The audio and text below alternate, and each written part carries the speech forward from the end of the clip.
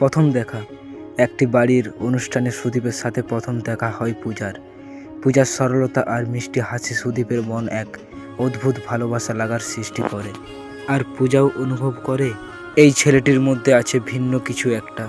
বন্ধুত্বের শুরু, আস্তে আস্তে কথা হতে থাকে, হাসি ঠাট্টা থেকে জন্ম নেয় বন্ধুত্ব। প্রতিদিনের ছোট্ট ছোট্ট কথাগুলোই তাদের কাছে হয়ে ওঠে বিশেষ।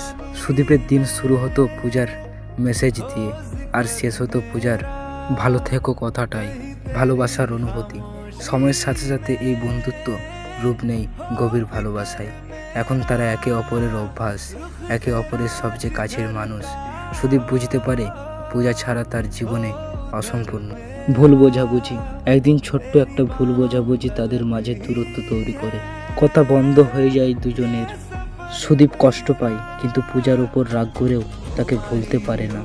প্রতিদিন শুধু একটাই প্রার্থনা, তুমি ভালো থেকো, এইটুকু আমার চাওয়া। ফিরে পাওয়া। কয়েকদিন পর পূজাই সুদীপের কাছে ফিরে আসে, চোখে জল নিয়ে বলে, রাগে অনেক দূরে চলে গিয়েছিলাম, কিন্তু মনটা কখনো তোমাকে ছেড়ে যায়নি। সুদীপ শুধু হেসে বলে, ভালোবাসা কখনো হারায় না যদি সেটা সত্যি হয়। নতুন প্রতিশ্রুতি।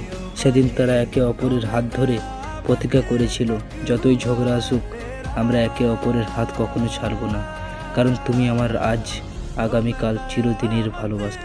একসাথে পথ চলা। জীবনের প্রতিটা সুখ দুঃখ হাসি কান্নায় তারা থাকে একসাথে।